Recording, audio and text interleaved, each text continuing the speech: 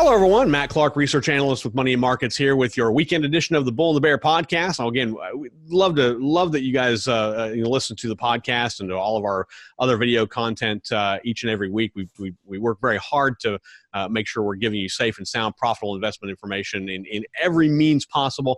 But I'd be remiss if I didn't tell you to make sure you go to moneyandmarkets.com every day, because that's kind of the hub. That's the heart there, and that's where it all starts. That's where Adam and Charles and myself, that's where we post content daily in various formats to make sure that we are helping you build up your portfolio. So we try to provide that information with you, whether it's trending information, whether it's individual stock information, whatever that happens to be.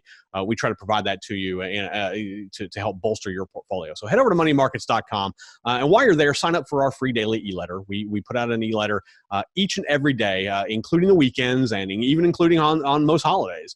And our intent there is to make sure that we deliver that to you in your inbox, in your email, for free each and every day. So go over to moneymarkets.com and sign up for our free daily e-letter and get all that great information loaded to you. Now, to start off today, I'm going to actually kick things off in terms of bringing you, Adam, Charles, and I each are bringing you a credible buy. So 3 buy recommendations for you today, as we do each and every weekend now. And I'm going to start things off this time around, not because of any other importance or anything like that, but just because Charles went first once, Adam went first once, so now it's my turn. So, I preface it all by saying, it is tech because I am a tech geek. I love smart tech. I love the investment potential with smart tech. I think it's a boom. There's an upcoming boom coming with smart tech if it's not already starting. And today I'm going to focus a little bit, kind of what I did last week, on a semiconductor play. In the world of semiconductors, you have to understand that there's a lot of emphasis, especially with investors, on basically just the companies that actually produce the product. You've heard of Taiwan Semiconductors, you've heard of Qualcomm, you've heard of all these Intel, all these companies that produce these chips. But what investors often overlook are the companies that are supplying the necessary material and equipment to manufacture those semiconductors, because without them, companies like Taiwan Semiconductors, Qualcomm, and all these others don't have a product to make. They can't work in their foundry to build these chips for whatever means they're being used for. And there's a lot of competition between these pick and shovel companies that provide this equipment or these materials. But I've actually found one that is on a really solid path to success, I think. And it's really thanks in part to the trade war that's kind of underneath the surface between the U.S. and China. There was a lot of talk last year about the trade war and tariffs and things like that. Well, the trade war might have been resolved with a phase 1 agreement, but its tentacles are much more broad than that. And it goes beyond just what might be written on paper.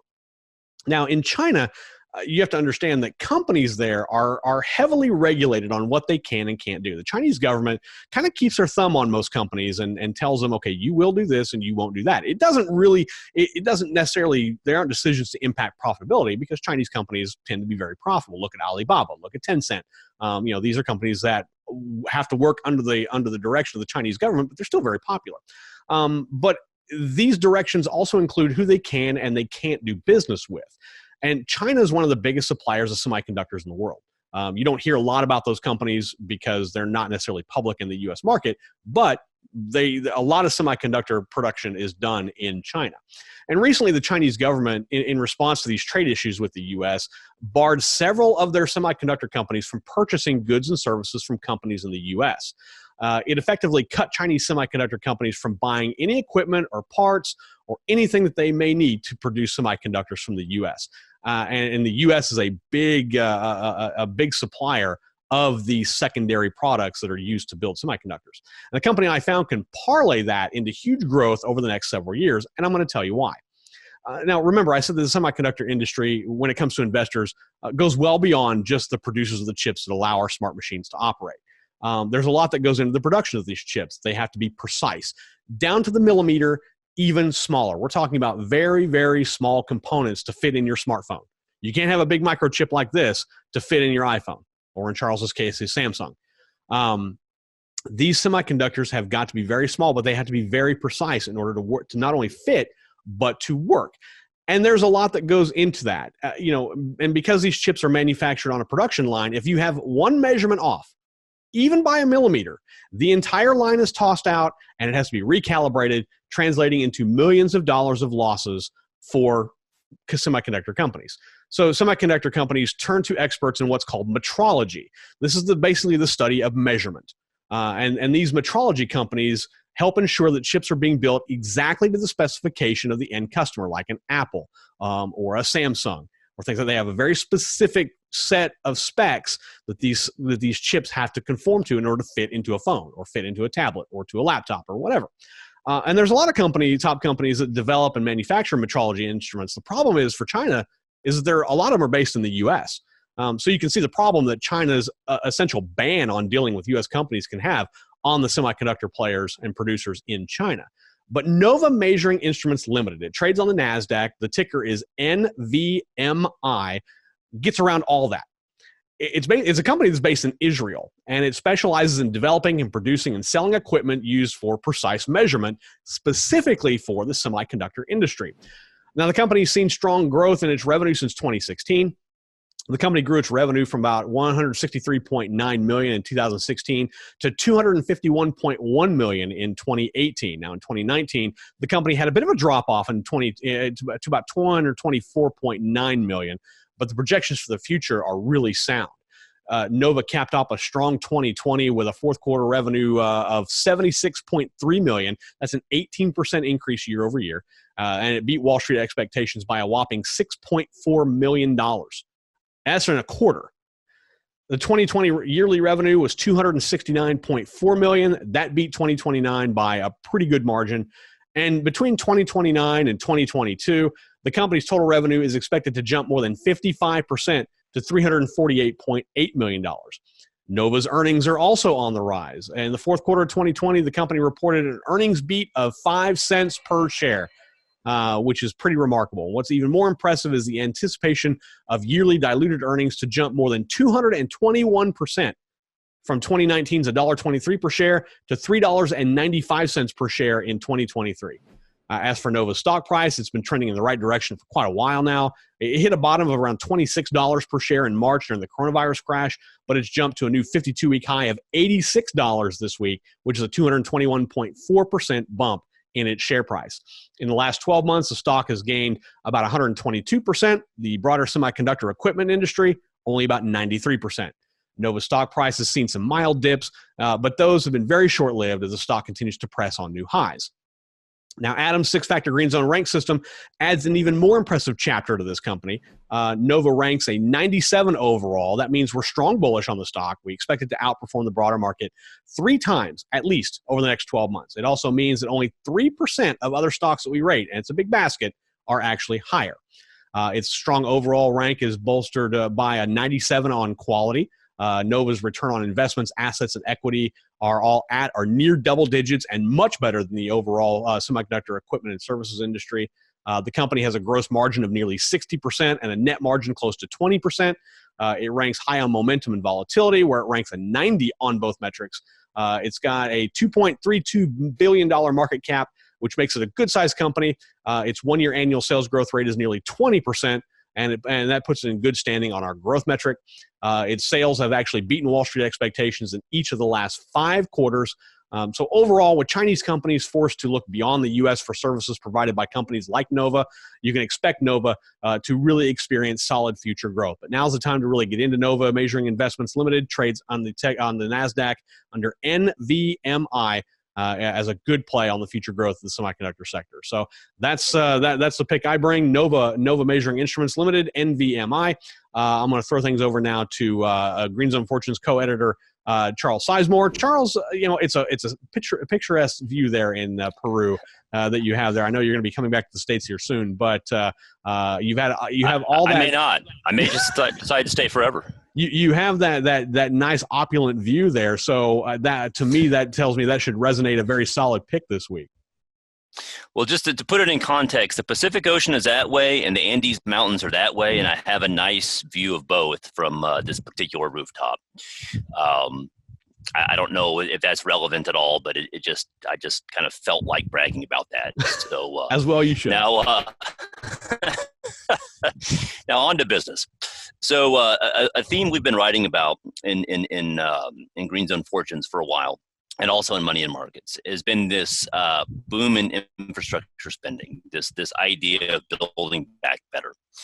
To kind of put that in context, the original New Deal, there were something like 40,000 new buildings built under the New Deal's guidance is probably the wrong word, but funding, we'll call it. And something like 85,000 buildings were refurbished or improved under New Deal programs. Untold thousands of miles of roads were built. Even in my own neighborhood in Dallas, there's a lake not far from my house. If you jog around the lake, there's all sorts of little constructions along it, bathhouses, pumping stations, whatnot, all in 1930s style of architecture, and all were built under New Deal related programs. At its peak, the New Deal, I want to, I don't remember the exact number, but it was multiple millions of Americans were employed by various agencies. Now we're not looking at a new deal per se. Today the government is too divided and doesn't really have the drive for something quite that big. But with the economy still broken as it is, and even though things have massively improved over the last 6 months, the depths of the recession were so bad in the first and second quarter of last year that even after the massive improvements we've had, we've only recovered to the point where we're roughly not far from the bottom of 2008 in terms of total contraction. In 2008, think about that. So it took us years to recover from 2008, if we ever actually recovered. I mean, that's actually an open question. And there's this kind of consensus building that what we did last time really didn't work that well. It's time for something else. I think we're going to go back in time here, and we're going to take some pages out of the New Deal. Now, a lot of that is specifically green initiatives, but a lot of it won't be. A lot of it's just going to be good old-fashioned infrastructure, roads, buildings, bridges, whatever, you name it. There's wow, I am stuttering and stammering today. There are also other issues as well. There's been a lot of property damage over the last several months, particularly in my native Texas. The ice storm really did a number. Beyond that, there's also been sort of a dearth of new home construction over the last decade, at a time when the millennials have finally grown up. I mean, people still associate the millennials as being a bunch of Starbucks baristas living in their mom's basement. Typical millennials in their 30s now and married and trying to start a family. So there's a lot of demand for housing that has really not been met. It's one of the reasons house prices have really skyrocketed over recent years. So with all that as background, we're going to continue the theme of infrastructure investing, being part of that trend. And so my pick for this week is United States Lime and Minerals. Now, most people have no idea what lime is. I think it's something you squeeze in your Corona. I'm at the beach. I have Corona on the brain right now. But no, the lime is a very important material used in road construction. It's also used in various aspects of building, particularly in composite roofing. It's a very big part of that. U.S. Lime here is a major player in that, and it's specialized. They don't really do anything other than lime and lime products. So if you want a niche targeted play on a critical ingredient for any type of infrastructure spending that's likely to come down the pipeline, again, roads, dams, whatever, anything you can imagine that will be built, chances are it will, lime will be part of that. This is a nice pure play to take advantage of that.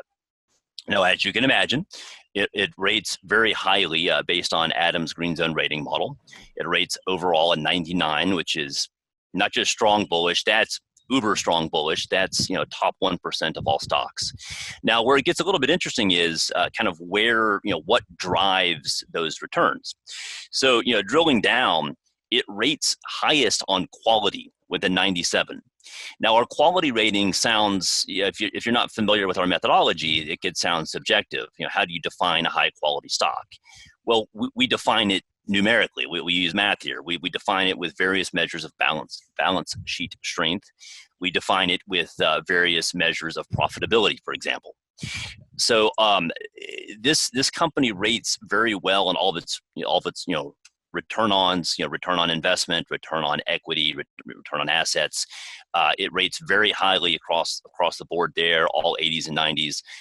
Balance sheet is also very strong, which is somewhat uncommon for gritty industrial companies. This company has a balance sheet that almost looks more like a tech stock, in that it has no debt and actually has pretty good asset turnover. So overall, very, very strong on quality. Also, again, surprisingly, it rates very high on volatility. And if you look at a longer-term stock chart here, you see that the share price just sort of chugging up. Just with very few dips. It's just a nice steady uptrend. Well, what's happened is post 2020 COVID meltdown, the trajectory has changed. It's really shot up like a rocket. So historically, this has been a low volatility stock, rating of 96, but lately it's had what I would call the right kind of volatility. It's been shooting higher based on expectations of infrastructure spending. I expect that to continue. Moving on, size. A lot of the stocks we recommend, just because the way what's been working in the market, they tend to be larger companies. This is actually a smaller company. It rates 92 on our size metric. 92, a higher number means a smaller company, one that's more likely to benefit from the small cap effect. Small caps traditionally outperform large caps. There is one word of warning I would give here. This is not a very large stock. It's an $800 million market cap, so it's not tiny. But in terms of shares traded on a daily basis, it's pretty thinly traded. So do be careful on this. Use a limit order. Don't be a hero and place some multi-thousand share order with a market order. You may not get filled at a good price. Particularly if you get out of the stock, make sure you use a limit order or break up your order into smaller pieces. I like small caps. I think there's opportunities in them, but sometimes you do have to be careful. Moving on, it rates well based on momentum. Again, that's not surprising. If you look at the longer-term stock chart, it's a nice-looking chart. It had a really nice, stable uptrend that has since accelerated higher. That's a very, very positive. That's a very good-looking chart. Where it does rate somewhat low is on growth and on value at 59 and 57 respectively. Where I would comment on that is these are, of course, backward-looking metrics. Growth has been pretty muted in the construction space over the last 10 years. It's been a pretty rough year, a rough decade, really, for anything commodity or basic materials oriented. So it's not at all strange that the growth metrics look a little bit bad, looking backwards. I'm looking forwards here and expect that this will be, the growth will massively pick up due to new infrastructure spending. Value as well, how do you measure value? Well, it's price compared to sales, price compared to earnings, price compared to cash flows. All of those metrics are also backward looking and haven't been particularly attractive over the last several years. They've been sort of middle of the road. But again, looking forward here, I think that is likely to accelerate to the upside. So overall, if you believe our basic thesis that, look, infrastructure spending is happening, it's one of the few things on this planet that the left and the right can agree on, that infrastructure spending is good, it's popular with voters, it creates the foundations for economic growth of the future. There's general consensus that this is a positive thing that we want. Where the two parties tend to disagree is simply on the magnitude and perhaps where the money is spent. But those are details. This is happening. If you want to be part of this trend, investing in a lime company like USLM Minerals is a good way to play that. And just to let everyone know, USLM Minerals trades on the market under USLM. And also, whenever you were talking about this, the first image that conjured up is if you live in a smaller town or a smaller community, and you go to your courthouse, for example, a lot of those courthouses that you go to, unless they were built of pure stone, were built from limestone. Just to put that all in perspective for you, is that a lot of courthouses were built with limestone. So that your courthouse, if you go down to your local courthouse, odds are limestone is what was used to build it. So just if you're not familiar with limestone and how it has been used before and how it can be used, that's just one of the that just was an image that came to mind. So I didn't mean to steal your thunder, but that's USLM, US Lime and Minerals. Well, no, and about that, a ton of courthouses and government buildings were thrown up during the New Deal, and it's that actually kind of furthers the theme I was going with. Yeah. So very good. USLM for Charles. Now we'll turn things over to Green Zone Fortune's founder and chief investment strategist for money markets, Adam Odell. Adam, first off, thanks for coming. Thanks for joining us. What stock have you dug into this week? Yeah, absolutely. I'm excited about this week's stock. It's a little bit of departure from what I've been talking about in recent weeks. I was kind of digging into the energy sector. Still super bullish on the energy sector. Even through the weakness of the market recently, energy stocks and energy sector ETFs have done really, really well. So continue to kind of beat the drum about that. I just put out an article on Money and Markets about the opportunity in commodities, how they're dirt cheap right now, and how the valuations relative to stocks have never been cheaper. So we're seeing that in the energy sector as well. So we're looking at a number of energy sector plays, but this week I'm looking at something a little bit different. I'm a tactical investor, which means as a trend and momentum bent investor, I go where the trends are, I go where the market beating momentum is. I'm not really dogmatic. I'm not really overly, I'll say, strategic in the sense that I'm not trying to make long-term strategic bets on which sectors I think are going to outperform.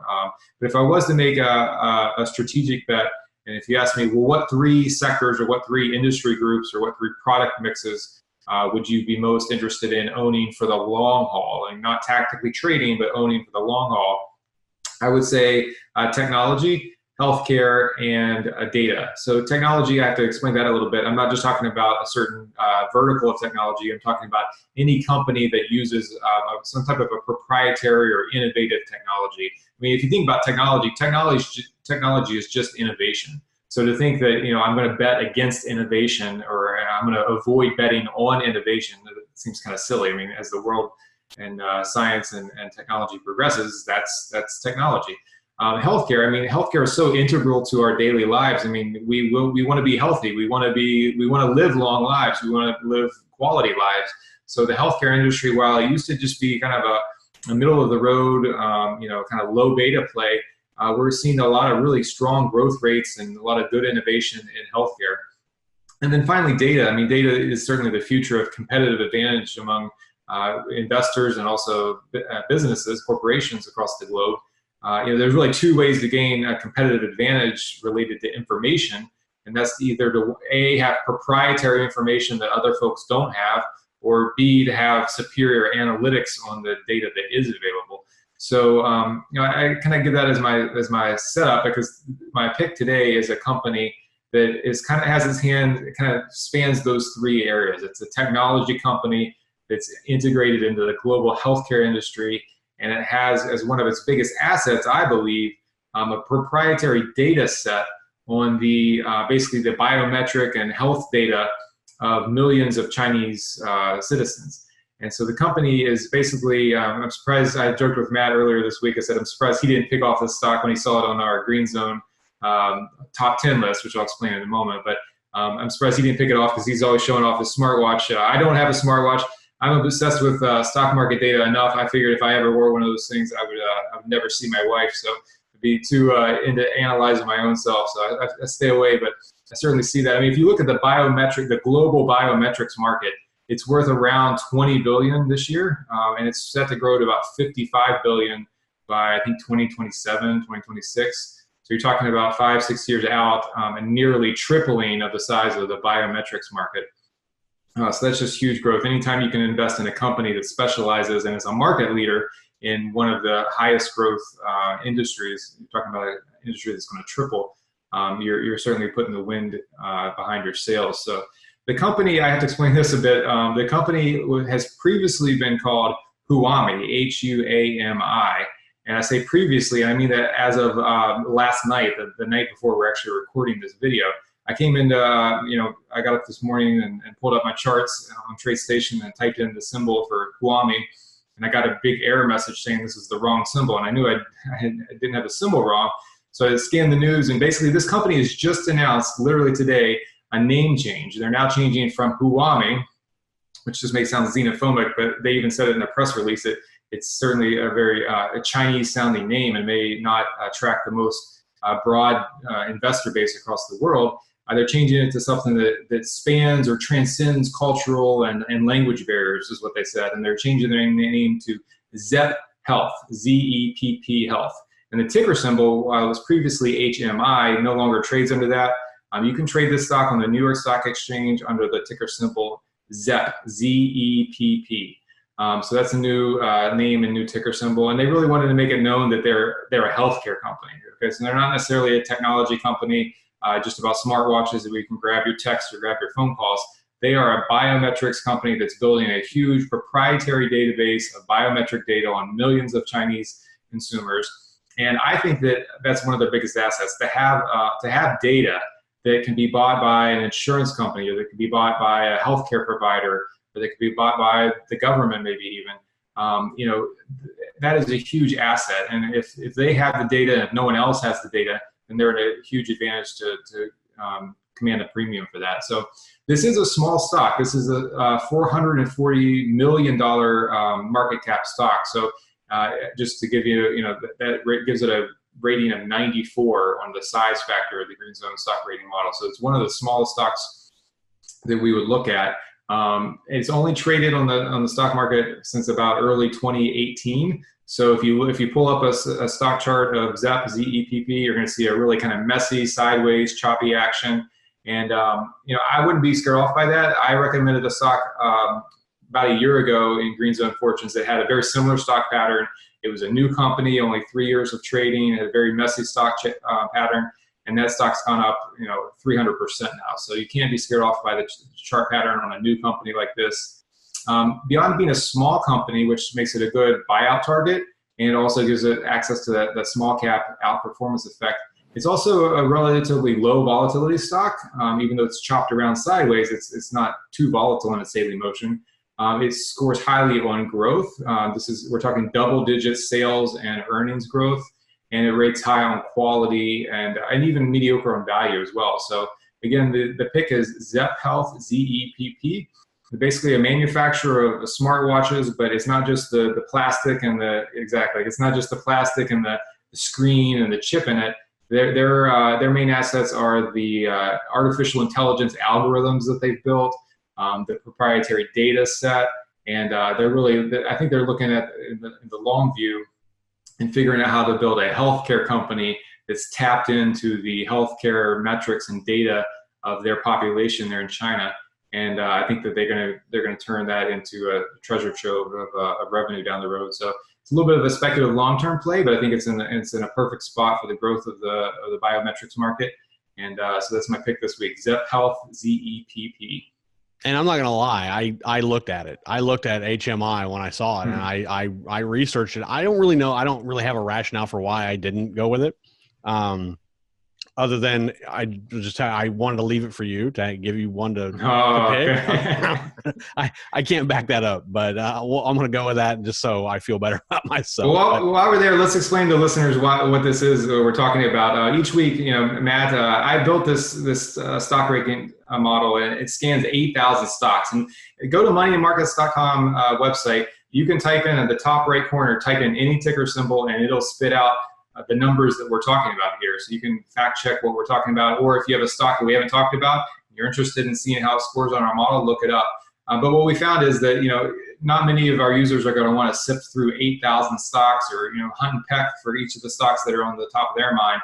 So what we've done in our Green Zone Fortunes service, which is a paid service, you have to pay for it, but it's a very nominal, very low cost per year fee to join that service. Not only do you get one actionable recommendation a month from Charles and I of one of our highest conviction plays that we put in our high conviction portfolio, but every single week you get what's called our top 10 list.